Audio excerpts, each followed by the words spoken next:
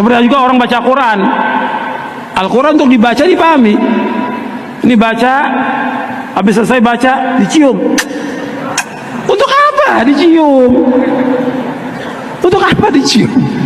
Enggak ada contoh dari Rasulullah. Assalamualaikum warahmatullahi ta'ala wabarakatuh. Alhamdulillahi rabbil alamin. Wassalatu wassalamu ala ashrafil anbiya'i wal mursalin wa ala alihi wa sahbihi ajmain, amma ba'du.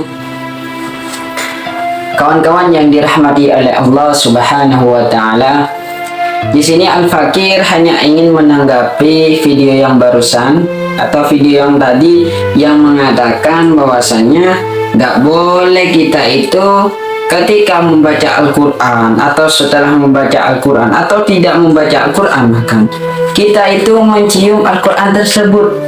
Gak boleh katanya. Hal ini gak pernah dicontohkan oleh Rasulullah. Hal ini gak pernah dipraktekkan oleh Rasulullah, katanya seperti itu. Subhanallah, perkataannya sangat mulia. Tapi mungkin kritikan dari kami, kita itu harus memandang sejarahnya Al-Quran tersebut. Bahwasanya nuzulul Quran itu yang diturunkan oleh Allah subhanahu wa ta'ala kepada Rasulullah yang melalui malaikat Jibril itu masih berupa wahyu. Itu masih berupa wahyu, bukan berupa Al-Quran seperti sekarang ini. Gak ada ini seperti sekarang ini katanya. Gak ada seperti ini. Emang kenapa? Karena di zamannya Rasulullah, malaikat Jibril membawa Al-Quran tersebut itu berupa wahyu dari Allah untuk disampaikan kepada Sayyiduna Muhammadun sallallahu alaihi wasallam. Oleh karena itu, Al-Quran itu ketika zamannya Rasulullah masih berupa wahyu. Akhirnya ketika masa khalifah Sayyiduna Abu Bakar As-Siddiq radhiyallahu anhu, orang pertama kali di masanya, orang pertama kali yang mencetuskan atau yang mengusulkan kepada Sayyidina Abu Bakar untuk Al-Quran dijadikan mushaf adalah Sayyidina Umar radhiyallahu anhu. Kenapa Sayyidina Umar kok mengusulkan agar supaya Al-Quran itu dijadikan mushaf? Karena pada saat peperangan, orang yang hafidul Quran atau orang-orang penghafal Al-Quran itu banyak yang wafat, banyak yang mati. Jika seandainya para hafidul Quran ini banyak yang mati, terus siapa lagi yang akan meneruskan Al-Quran? Oleh karena itu Sayyidina Umar bin Khattab mengusulkan kepada Sayyidina Abu Bakar. Hal ini terrealisasi ketika zamannya Sayyidina Utsman. Ketika masanya Sayyidina Utsman yang awalnya mushaf di zamannya Sayyidina Abu Bakar itu masih berupa lembaran, insya Allah masih berupa lembaran. Akhirnya ketika masanya Sayyidina Utsman, mushaf-mushaf tersebut itu dijadikan satu hingga terbentuklah yang namanya Khat Utsmani, seperti Al-Quran seperti yang sekarang yang tebal umpamanya.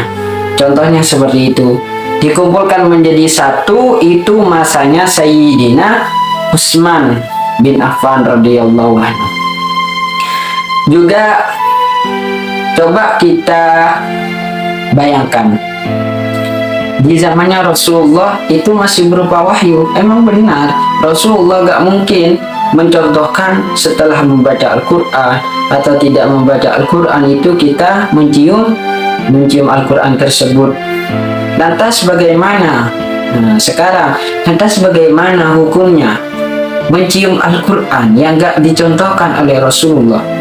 Lantas bagaimana? Padahal Al-Quran itu, ingat, Al-Quran itu mukjizat terbesar yang didapatkan oleh Rasulullah SAW. Di sini kami mengutip dalam kitab Jalaluddin Asyuti Al-Itqan fi Ummil Quran. Di sini diterangkan bahwasanya yustahabbu takbilul mushaf, disunnahkan untuk mencium mushaf, li'anna Ikrimah bin Abi Jahal radhiyallahu anhu kana yaf'aluhu, bahwasanya Ikrimah bin Abi Jahal radhiyallahu anhu, beliau itu pernah melakukan hal tersebut. Akhirnya takbilul mushaf ini yustahabuh, disunahkan. Wabil qiyas ala takbilil hajaril aswad, hal ini juga dikiaskan terhadap hajar aswad atau diperbolehkannya untuk mencium hajar aswad. Dzakarahu ba'duhum, yang mana hal itu diterangkan oleh sebagian ulama. Wali annahu hadiyuhu minallahi ta'ala fasuri'a takbiluhu kama yustahabbu takbilul waladi as-sawiri. Dan juga disunahkannya mencium mushaf atau diperbolehkannya mencium mushaf itu karena Al-Quran sebagai petunjuk dari Allah, sebagai anugerah terbesar dari Allah, sebagai hidayah dari Allah. Fasuriyah, maka disyariatkanlah yang namanya takbil, yakni adalah mencium mushaf, sebagaimana disunahkannya mencium anak yang masih kecil. Juga kita punya ibarat dalam kitab Desuki karangannya Al-Alam Al-Muhakkik Syekh Muhammad Ad-Desuki ala Syarih Ummil Barahin. Di sini juga diterangkan dalam kitab Ummil Barahin halaman 181 cetakan Haramain. Di sini diterangkan, wandur qaula Umar radhiyallahu anhu lil hajaril aswad, lihatlah perkataannya Sayyidina Umar radhiyallahu anhu terhadap hajar aswad yang ada di Mekah, yang batunya itu dari surga. Laqad alimtu annaka hajarun la tadurru wa la tanfa'u. Nah, katanya gitu. Kok tahu lah, engkau tahu cobaan dari batoh. Kok tahu cobaan dari batoh? Saya sudah tahu kalau kamu ini batu. La tadurru wa la tanfa', banjita amudorroten. Banjita nyakein, banjita ada manfaatah. Katanya gitu. Gak ada bahayanya, tidak ada manfaatnya katanya. Akhirnya walaula anni ra'aitu Rasulullah sallallahu alaihi wasallam qabbalaka ma qabbaltuka.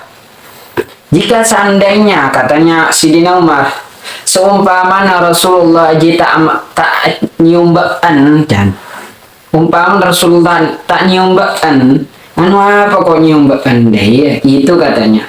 Jika seandainya Rasulullah itu gak mempraktekkan mencium kamu, buat apa aku mencium kamu?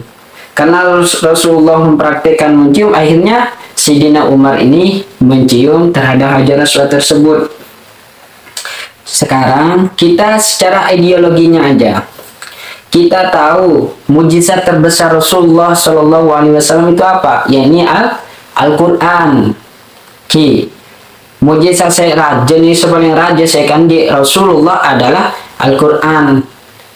Masa kita mencium hajar aswad itu aja diperbolehkan, kok kita mencium mujizat terbesar yang diterima oleh Rasulullah, kok ini gak diperbolehkan? Dari mana hal ini? Aduh. Mungkin kurang bukan kurang penalarannya, mungkin kurang, beliau itu mungkin kurang penalarannya, ya mungkin kurang penalarannya.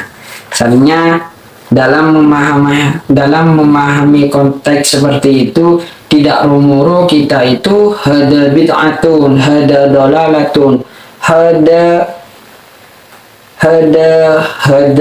tidak pernah dicontohkan oleh Rasulullah. Ini gak pernah dicontohkan oleh Rasulullah. Sebelum kita mengambil seperti itu, kita lihat dulu konsepnya itu apa, konteksnya, konteks pembahasannya itu tentang apa. Kok tiba-tiba sesuatu yang gak dicontohkan oleh Rasulullah itu nomor gak diperbolehkan? Lihat dulu. Seperti apa konteksnya, baru kita bisa menghukumi apakah ini bid'ah, apakah ini sunnah, apakah ini. Tapi awal-awal janganlah kita itu kalau gak bid'ah sunnah, kalau gak bid'ah sunnah. Coba, hukum itu ada 5 dalam Al-Quran. Kata Allah, berikanlah hukum dengan hukumnya Allah. Ahkam itu ada 5, ada wajib, muhal, jaiz, dan yang lainnya. Atau bukan, ada wajib, sunnah, mubah, makruh, dan jawaz. Kita harus tahu itu. Jangan romoh setiap perkara sesuatu, kalau gak sunnah bid'ah, kalau gak sunnah bid'ah. Seakan-akan terpaku hanya kedua ini. Padahal hukum itu ada 5. Mungkin sekian dari kami. Billahi taufiq wal hidayah. Assalamualaikum warahmatullahi ta'ala wabarakatuh. Mungkin dari kawan-kawan yang ingin request tentang pembahasan bisa ditaruh di kolom komentar. Mungkin jika seandainya kami ada kesempatan, insya Allah kami akan buatkan atau akan kami carikan referensinya, referensi kitabnya. Dan juga jangan lupa untuk subscribe dan like dan share atau sebarkan video ini. Semoga orang yang tidak tahu yang bisa tahu, semoga orang yang alim tambah alim lagi karena tambahnya ibarat atau tambahnya pemikiran atau tambahnya keterangan. Dan juga dengan adanya share mungkin menjadi ladang pahala bagi kita, dan juga mungkin sebagai orang yang gak tergugah hatinya bisa tergugah, yang awalnya ikut seperti ituan akhirnya dia sadar hal ini adalah Ahlussunnah wal Jamaah yang mengajarkan bahwasanya takbilul musa itu tetap diperbolehkan. Mungkin sekian dari kami. Billahi taufiq wal hidayah. Assalamualaikum warahmatullahi taala wabarakatuh.